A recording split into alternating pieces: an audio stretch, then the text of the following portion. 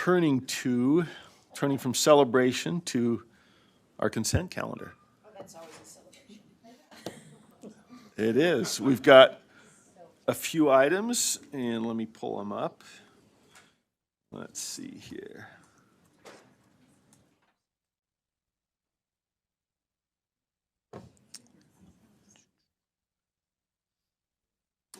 So, we've got several items seeking motions on the consent calendar items. And I see Member Bogus has a light on, I believe. Is that for consent? Yes, sir. I think, oh gosh, I'd like to pull 5.5, 5.6, 4. I believe there's an amendment it needed in 3. And then I will let the body take the contracts. All right, let me make sure I've got those clear. Number 3, we're pulling number 3 for a possible amendment on the minutes, right? Yes. And then 5.5 and 5.6 within the BTS? Yeah, Okay. and 5.4. 5.4, 5.5, and 5.6. Yes, please. Got it, okay. Member, or Vice Chair Hart? I move that the remainder of the consent calendar items that have not been pulled. Oh, we're not, oh, you have more to pull? Okay. All right. I'm going to defer to Member Klein. Member Klein? I would move to poll 5.1. Okay. Those don't require a vote. They've been pulled and they'll be acted on separately. So let's see. We have an information item, number 2. We've got 3 has been, let's see. I don't know that, 5.3 was pulled, 5.4, 5, and 6. Okay. They have all been pulled. So let's start with number 5.1, contracts and agreements for approval. It's been pulled. Any motions from board members?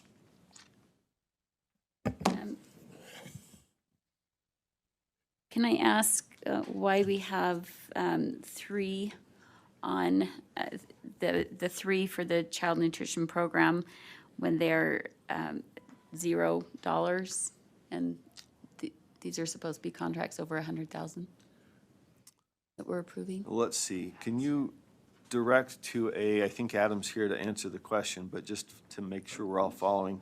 We're within action item number 1.1, contracts agreements for approval, So it's the right? K&S Blackner, Blue Spoon Ranch, and Belmont Meats. There we go. Okay. All cooperative contracts. Can you explain that? Thank you. Yes, Director Adam Hurd? Hurd, Director of Purchasing and Contracts. So you are correct. Those are cooperative contracts that we put together for the LEAs to use. CNP had received a federal grant focused on providing locally sourced beef and bison products. And so the part of that grant was for USBE to put out an RFP to contract with socially disadvantaged and small business farms in order for these schools to buy these beef and bison products. So we just created these cooperative contracts to make available for them. And even though they're not over the $100,000 threshold, traditionally when we do cooperative contracts, we still put them before the board for approval. Thank you, Member Klein. Thank you, Director Hurd. Any further comment, questions on that item? Any motion I have on a that quick item? question, Director- sir, unless Vice Chair Earl I don't would know like who's to. up first. I had a question on a Vice different Chair one. If you don't mind, it's I'm just wondering the money, where it's coming from for the UDA AF, which is with the farm program. Where's that funding coming from? And I don't know. It's towards the bottom. Yeah, so I would ask, section Okay, staff to okay. answer that. Thank you. Hi, I'm Kate Wheeler with Child Nutrition Programs. So the money for the contract with Utah Department of Agriculture and Food comes from a federal grant that we received. So it's called a Farm to School Formula Grant. Each state received them, and we were approved to use this money to support a position at their agency. Okay, so is this last year's grant money that, or is this a new funding? This is funding that we already received approval from the board to apply for that funding, and we received it, and there's a 4-year period of performance for that funding. Okay, thank you. So it's the one we approved last year. Is that right? Okay, that's what I was wondering. Thank you. Member Bogus. Yes, sir. So I have a question for Mr. Hurd, I believe. Yes. So what are the stipulations put on our ranchers and beef producers as being a part of that program? So I would actually Is ask that- I Kate don't- to it answer could- I that. could be wrong, but I don't recall reading it in the, Yes, there were requirements included in the RFP, and Kate can probably. was it in our packet? No, I don't believe so, other than what was included in the contracts and the scope of work, Okay. which is in large part what was in the RFP. But there may have been additional things that she could expand on. I would just love to hear. Thank you. Yeah, do you have a more specific question? I'm just wondering. Well, are we stipulating seed for seed corn? Are we stipulating GMOs in their grass? Are we stipulating, alfalfa makes them bloat, but are we stipulating that they have to spray for certain weeds? So what are the, So this money is specifically, each school district is receiving an allocation of funds to buy beef from the contracted producers.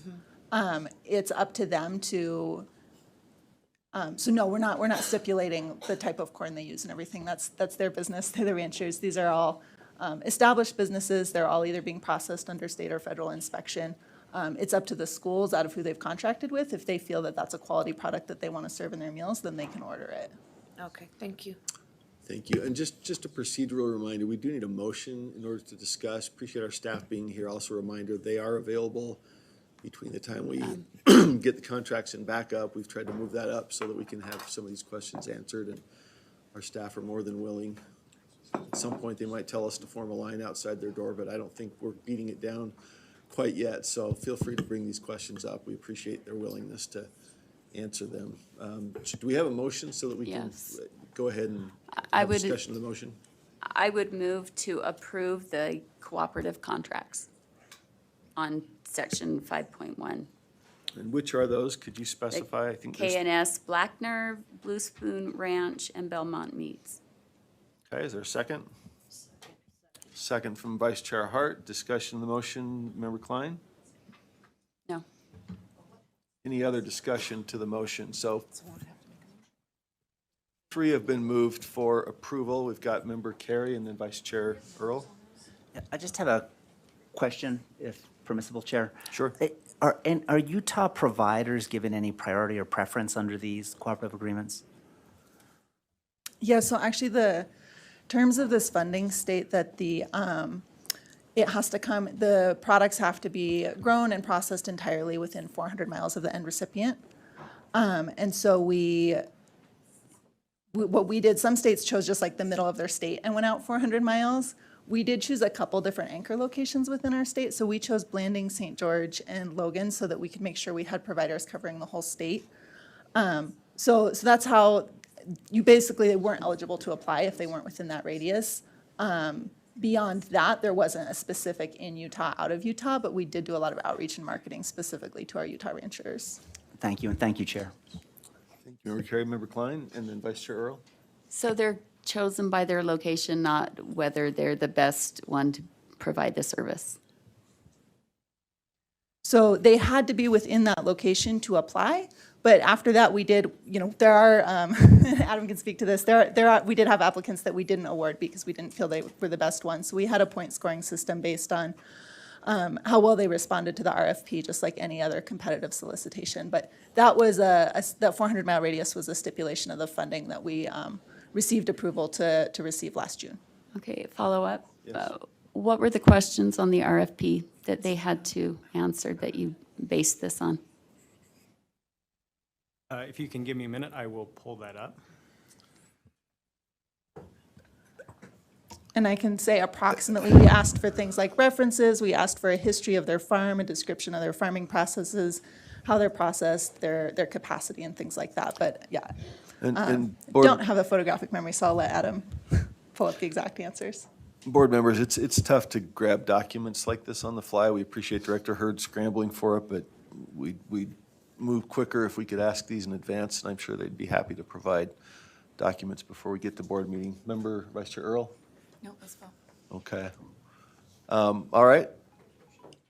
Motion on the floor is to approve 3 items from agenda item 5.1. That is the contract with K&S Blackner LLC, Blue Spoon Ranch, Inc., and Belmont Meats, Inc., the cooperative contract. So why don't we try a show of hands since we're all here, unless, Member Earl, or Member Lear, did I skip you? No, I had a question, I had a Okay. follow-up after this. Got it. All right. Should we try a show of hands, civil? So all in favor, please raise your hands. Was he able to get that information? If you have it before, we can't stop for every vote to dig up documents, but you want to send it to her, and then we'll go ahead with the vote? Yeah, I can send you copies of them if you'd like. I would like to see it before I vote. I don't think we're going to be able to slow down for everyone to do discovery and backup documents. And so if that affects your vote, I think we'll have to, May I request that in the future that the RFP questions or requirements be provided to the board in the backup so that we know how these people were chosen or entities? that may require some discussion. And I think it goes beyond the typical request. It's probably a good topic for discussion, but I don't think we can classify that as a, sorry? We got on the leadership agenda, so good point, but I think it goes beyond the usual scope. So with that, let's vote, and then we can revisit whether we put that in the backup as a matter of course going forward. And I would encourage folks to ask for it in advance. So back to the motion, which is to approve those 3 contracts. Show of hands, those in favor? Appears to be unanimous, I believe. Were there any opposed that we counted wrong? Okay, that's unanimous. Back to any other remaining items, and there are a number of them on 5.1 or other items. I just hadn't. Member Lear. That was the item I had my hand up for. I move that we approve the other items under 5.1, all of the others that were not included in this previous motion. Is there a second? I second. Seconded by Member Booth. Any discussion on the motion? Member Lear? No, I think these have been reviewed. We've got a director of purchasing, thank you very much. She read my mind. And I think the staff does an excellent job on this, and if there were questions, they should have come earlier, and so I think we should move on. Member Vice Chair Earl? I do have a question. So on Pika Pack, was this funding that came through the legislature? Was that a line item? Yes, if I recall correctly, that was HB 3 from the 2022 session. Okay, that's what I was remembering. So that's, the funding for this came from that. We put this out. This is the entity that we chose? Or Correct. this was the entity that was chosen in the legislation? No, this entity was chosen after an RFP. Okay, thank you. Did you want to add? I don't want to call you on the spot, but you came up. I thought you might want the floor. Sure, I will. I'm Teresa Judd, special education, and I worked on this contract. Any questions for The Pika Pack, Pika the Pack? contract for Pika Pack. Member Davis, did you have a question? Just a quick, and I should have said this the last time, but just for the public's sake, are they saying, why don't they put those in? Some of the RFP processes have to be blind by law. Just want to add that. Thank you. All right, seeing no further lights or questions, all in favor of approving the remainder of the contracts listed under item 5.1, please raise your hand.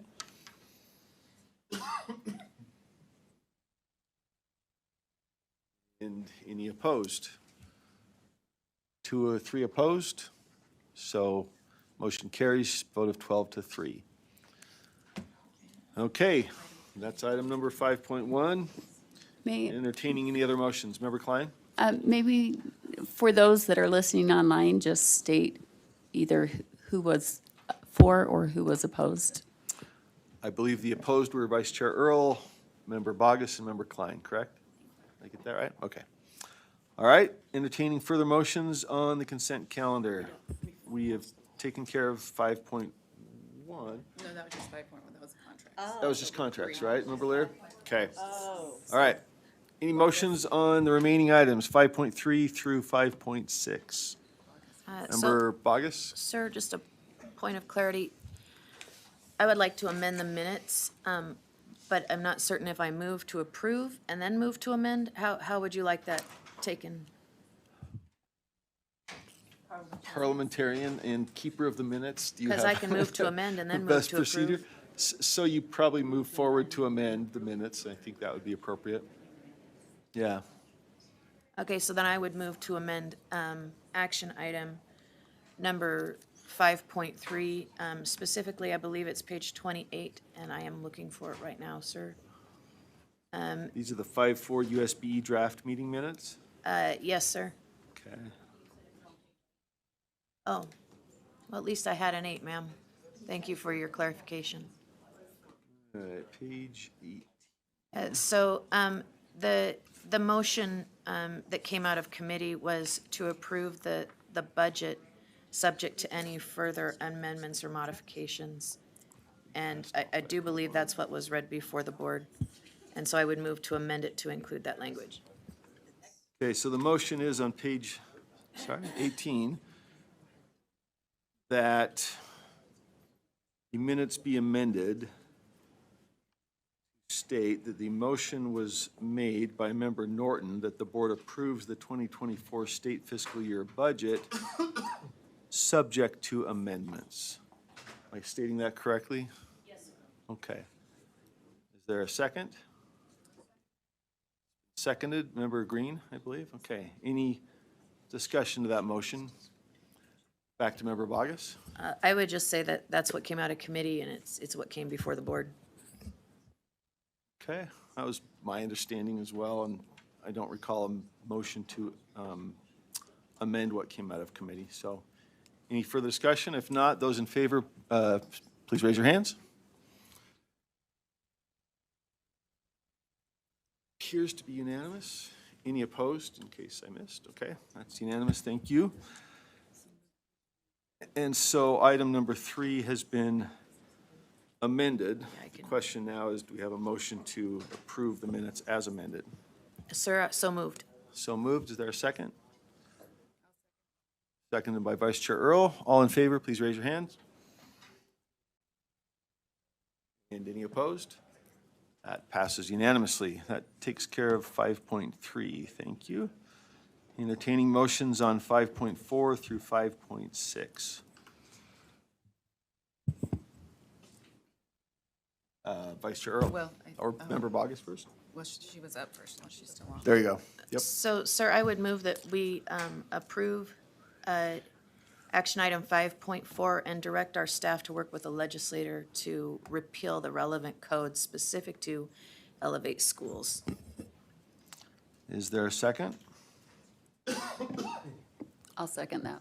Seconded by Member Klein. Could you speak to the motion, Member Bogus? Yes, so the code is very clear here. As a board, we continue to perpetuate this more complex and increasingly complex system. And here we have schools that are, by most metrics, high performing, and schools do school improvement all the time. It's a thing that they do, and this is just one more thing for schools to do. And I think that as a board, we should focus on deregulating, to reduce the complexity in the system, and I think this is just one more layer of complexity, and I think it's worth at least exploring what that looks like to unburden our LEAs and to move forward in a positive way. I think we can celebrate high-performing schools.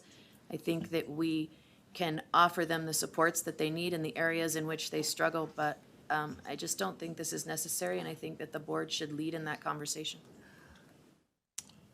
Okay, Vice Chair Earl. Yeah, I'd speak And then- against this motion. This is a lead in that direction, I feel like, because we worked on this a year ago, changing language from turnaround schools. This is an optional thing that districts can choose to be into if they, to engage into, if they would like. I think this was the movement in this direction.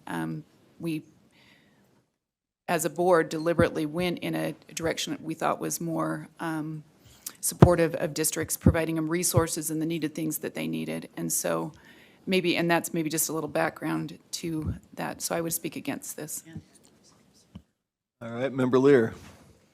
And I maybe this is unnecessary with Member Earl's comments, but I was going to ask to have the Title I director speak to, this seems like a very weighty thing to vote on without any background. So I was going to ask maybe for, is it Director Van de Venner? So just a point of information, these are not Title I schools that we're talking about here.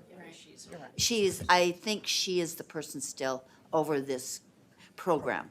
Okay, thank you.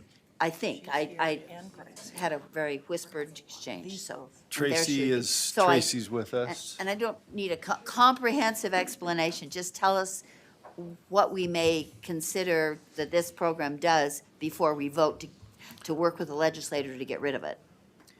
Thank you very much. Tracy Van Deventer, Director of the Center for Continuous School Improvement, and I've brought along the Elevate expert, Dr. Greg Fern. I'm going to let him introduce himself.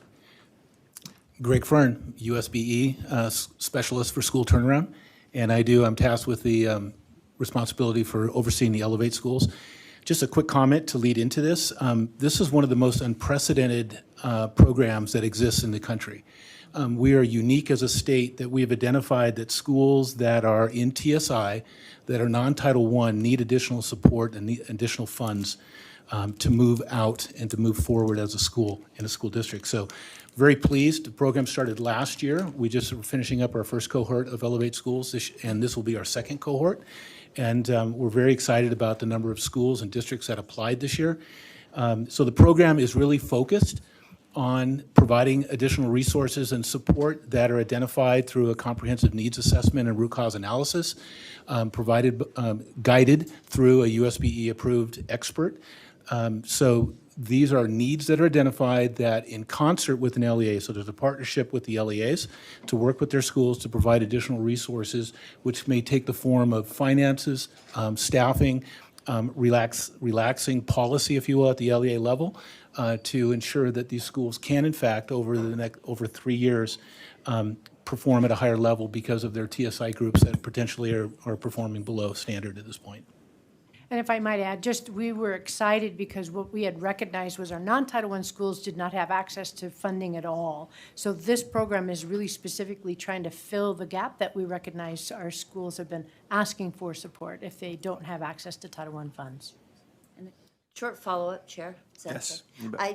Mr. Fern, so is this a voluntary program for schools as Vice Chair Earl pointed out? I just wanted to clarify if that's what I heard. It is? Yes, thank you. It is by application and by voluntary participation. Okay, thank you so much. That helps me understand better. Vice Chair Hart, Member Yeah. Harmus, and Member Carey. I just have a short statement. I know of a couple of schools that are on the list, and they are very excited about this. And for the very reasons that Dr. Fern discussed, the ability to think a little differently, maybe look at how LEA rules or policies or procedures might need to be altered or changed in a way to facilitate and speed up growth. And I'm pretty excited to see these schools as they develop. They are really excited, and I'm excited for them. So thank you for your work. Member Hymus. I appreciate that. I see here it says 17 schools applied, only 7 were selected. Is this application growing as well? Obviously, schools are wanting this help. 10 of them who have asked for it are now saying maybe next year. How does this grow? I mean, I see the motion on the table. I would speak against it as well, seeing the request from schools. But are we going to be able to expand that as well and say, okay, 17 applied, maybe we take 12 in the future? Like, how does this look in the future? I would say, first of all, yes, the application process has increased. So year one, we had approximately 10 schools. This year, we had 17 schools applied. All schools that are identified as TSI that are non-Title I are invited to participate, to apply. So the answer is yes to that, so that we see the application, and as Board Member Hart indicated, there are more schools, as they learn about this, are getting excited about it and want to apply. So we're very pleased with that.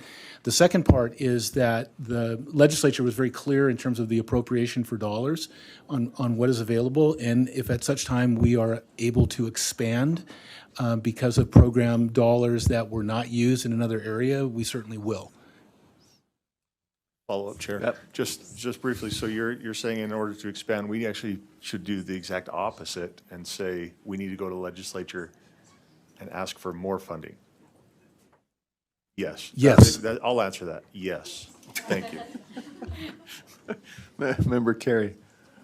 Just two questions, if I may, Chair. First, Board Member Hymas stole my first question, so moving forward, if you could call on me before him, that would be appreciated. And two, I see there's a lot of geographic diversity, like all the school districts. Is that because of the way the statute is written, or is that something that you and your team do to make sure that we're not over or underrepresented geographically in the state? That is a great question. We were very excited that we did have a number of schools from across the state apply. So the criteria for selection is weighted. So we're looking at the size of a school, we're looking at the number of TSI groups that they have, we want to look at the commitment level of the LEA.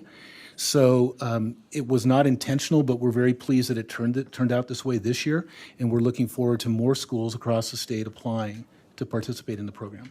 Sir, if I may add, also, he has a lot to do with that because we've been very active at trying to expand and make sure everybody in our state realizes this opportunity is there for them. Thank you, and thank you, Chair.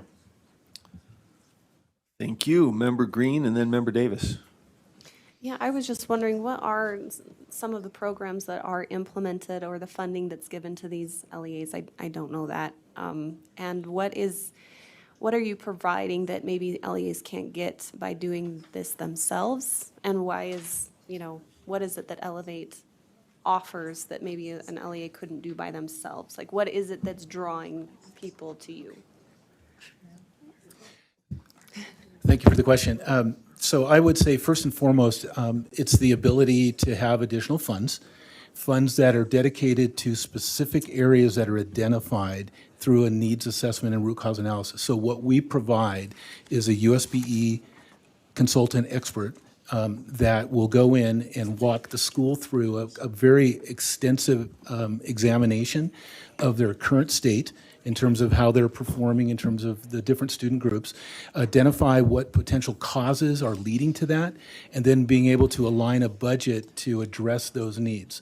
So with respect to the question about specific programming, certainly programs that are available through the USBE that are available to other districts are offered to them, but this really provides those schools an opportunity to find programs, if they so choose, staffing or other resources that will assist them to meet the needs that have been identified through the needs assessment. Follow up? Yes. Do you work directly with teachers? Like, is this a teacher-to-teacher kind of assessment? Do you work with the principals? Where do you acquire your information? Through the needs analysis? So the needs assessment is, as I mentioned, is comprehensive, and by that it means that yes, teachers are involved, students are involved, parents or community members are involved.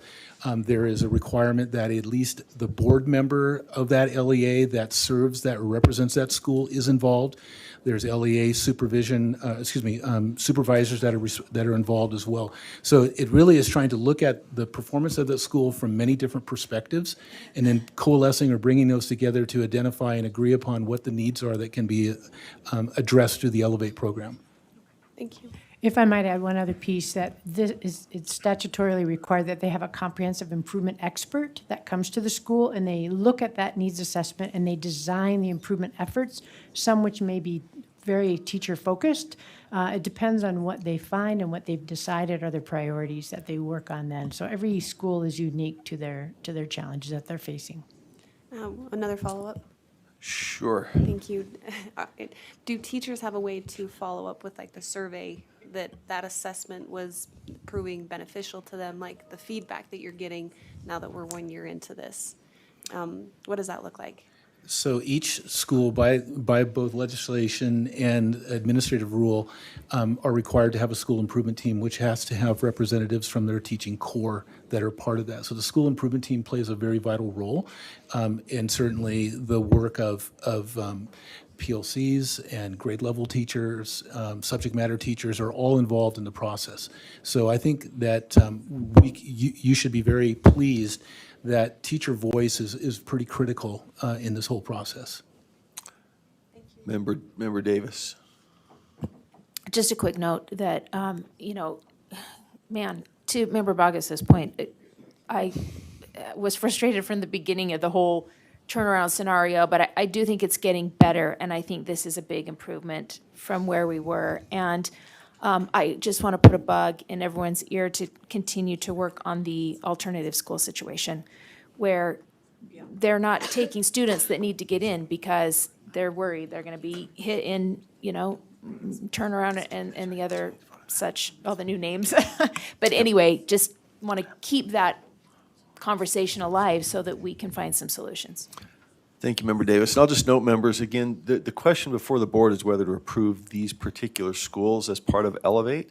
And so there are a lot of policy questions that go into that. We also have another forum for that. We talked about that when we're doing legislative proposals. And so I encourage board members to bring those in that forum, and certainly interesting.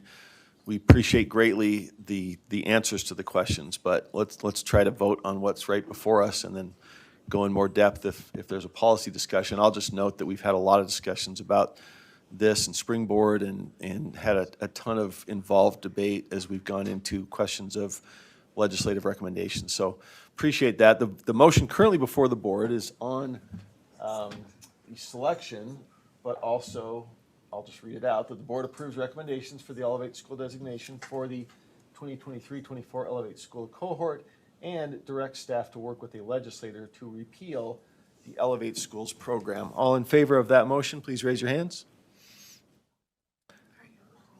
We have 3 in favor, Member Klein, Member Boggess, Member Green. And all opposed, please raise your hands. The package deal, so 12 against, that motion fails. So we're currently open for any additional motions on this item. Vice Chair Hart, I'm sorry, Vice Chair Earl. Yeah, I'd like to make a motion to pass out a consent calendar, item 5.4, 5.5, and 5.6. Is there a second? Point of order, she can't do that. They've already been pulled. Well, you can move to pull items that have, move to approve items that have been pulled. Yes, but you have to do them one at a time. That's fine. All right, 5.4. I All right. move that we do 5. No? Parliamentarian? I'm sorry. She can still speak to Some them. They of can these- still be spoken to. I think we've done multiples after items have been pulled before, unless there was a motion to separate, but do you know the? All right, let's separate them, just to be clean. That's fine. Fair Five- enough, so there's no Move objection. Member 5.4 Earl, 5.3, no, sorry. 5.4. 5.4 has Consent been calendar. moved for Second. approval and seconded. Any discussion to that? So I would move to Member divide in Boggess. full if that's the strategy we're taking. No, No, we're doing it separate. 5.4. No, I would move to divide in full 5.5. we're, Well, the motion before the board now is for item 5.4. And so that is the Elevate Program School We'll Identification. do as polled. A single, that makes the motion to Oh. approve with Thank you. instructions failed, and so now the motion is just to approve item number 4, which is the Elevate Program School Identification. That's been seconded. Any discussion on the motion? If not, those in favor, please raise your hand. All in favor of approving 5.4, which is the Elevate Program. Okay, I see 9, I believe. All opposed by show of hands? 3 opposed, Member Klein, Member Boggess, and Member Green. So that motion passes. Did I say 9? 12 and 3. Sorry, Lawyer. you can't count. No math. All right, my apologies. Number 5 or 6 are both remaining for proposal of action. Member Booth. I move that we approve the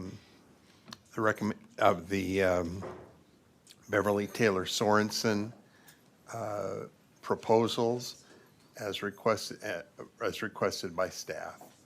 Is there a second? on item number 5.4? It's been seconded by Member Straight. Discussion of the motion, Member Booth. No need to discuss. It's just house cleaning, Okay. getting it done. Any other discussion to the motion? Member Bogus, is your light for this one? For Yeah, I would move to 5.5? substitute. And I would move that we approve 5.5, and I would call it .2, and suspend the rest of the motion until that process has been complete.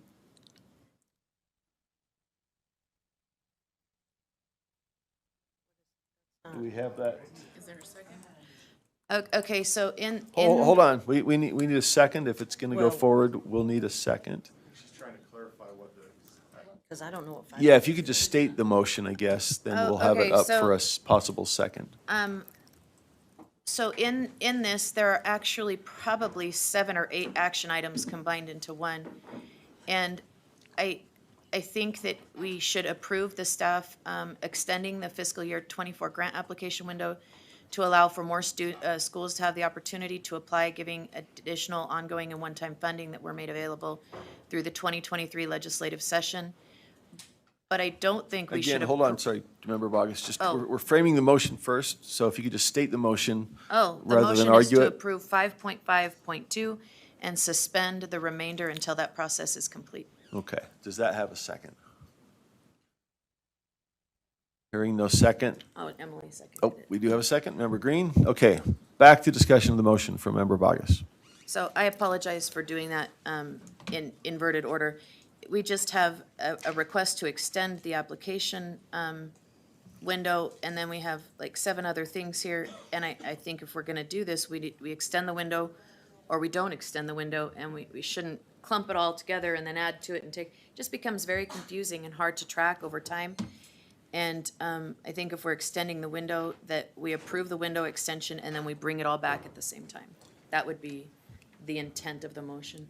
Okay, any further discussion of that motion? Member Booth? Call the question. Call the question, and seeing no other lights, that will call the question. So the motion is that the board approves the funding and application requests for the BTS Arts Learning Program as requested, limited to item number 2, reopen the LAA applications to allow more LEAs to apply to give an additional funding appropriate in the 2023 legislative session and reserve the remainder of that item. All in favor, please raise your hand. No, because there's no lights, we're just going straight to a vote. He called the question. Normally that would take 2/3, but seeing no lights, we're free to just move to the vote. So we are moving on to the vote. So all in favor, by show of hands? 3 in favor? Am I off base? Member Davis, okay. I could be. All right, all opposed? Show of hands? So that fails 3-12, I believe. Okay.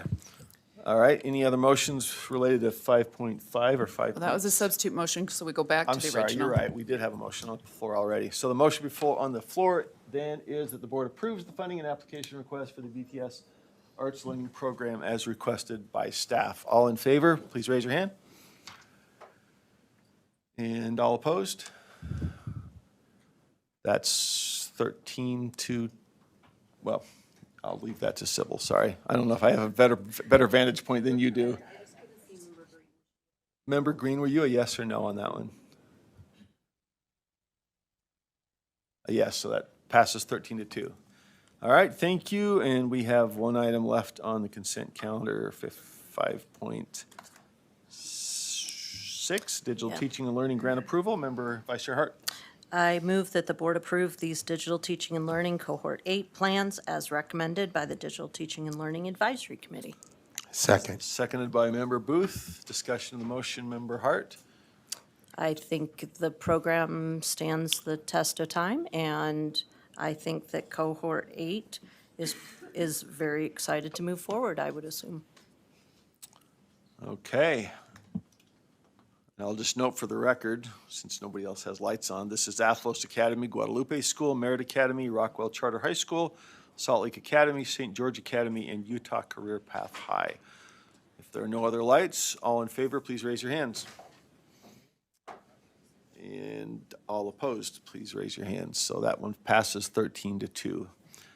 All right, thank you. I believe that concludes the consent calendar, although I'm always, No, just I knew it. done. We're going to lunch. We, Don't say we, maybe. we are actually, it's actually 11:47. We are ahead of schedule for lunch. No, no, no, no, no. You try asking the softie and you get shut down. We don't. Would, if What's we that? don't have lunches, then Do you want to do our budget lunch is here first? We could do that if it's not here. Do we Are wanna you give a ready, shot to the budget? Deputy Jones? Okay, let's do it.